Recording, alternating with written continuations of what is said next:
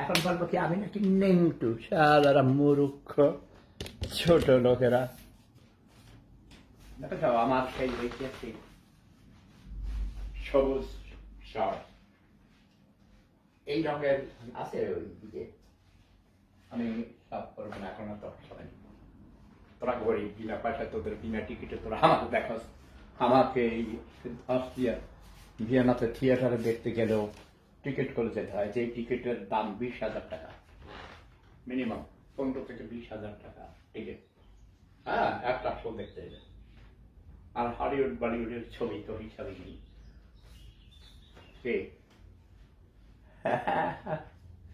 আমি যখন যেদিন শো থাকে, আমি যখন যাই, শো থাকলে আমাকে আমার 2টা টিকিট দেয় ফ্রি।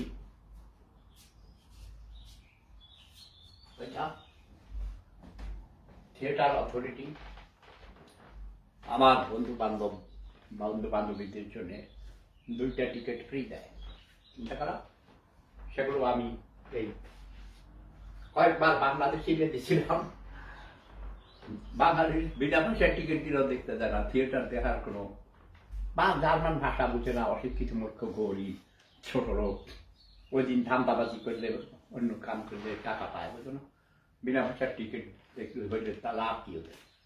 এক বাঙালি দিয়েছিলাম, স্বামী স্ত্রী ছিল, শাহ মোহাম্মদ ফারহান ভদ্রলোক, মরে গেছেন। তিনি সমাজকর্মী ছিলেন, অবশ্য আওয়ামী লীগ করতো, আওয়ামী লীগের সভাপতি ছিল একটা গ্রুপের। সেগুলো আলাদা ব্যাপার, বাট আমার সাথে তার একটা ভালো বন্ধুত্ব ছিল, সম্পর্ক ছিল। আমাকে অনেক শ্রদ্ধাও করতেন, আমিও করতাম। তার স্ত্রী একজন গায়িকা, কলেজের বাংলার অধ্যাপিকা ছিলেন। তিনি এখানে গানের স্কুল করেছেন। এগুলো তাদের ভালো দিক, আজকাল খারাপ দিক বলবো না, প্রতিটি মানুষের ভালো খারাপ দিক থাকে।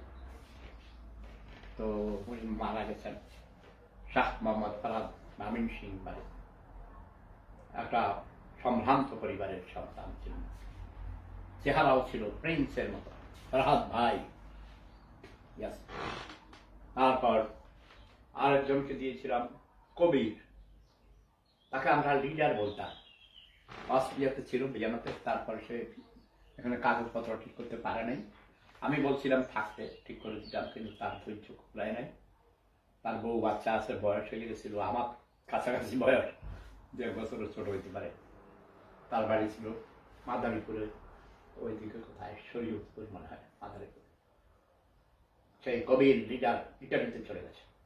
তো ও বেড়াইতে আসতো, ওর মামা থাকে এখানে।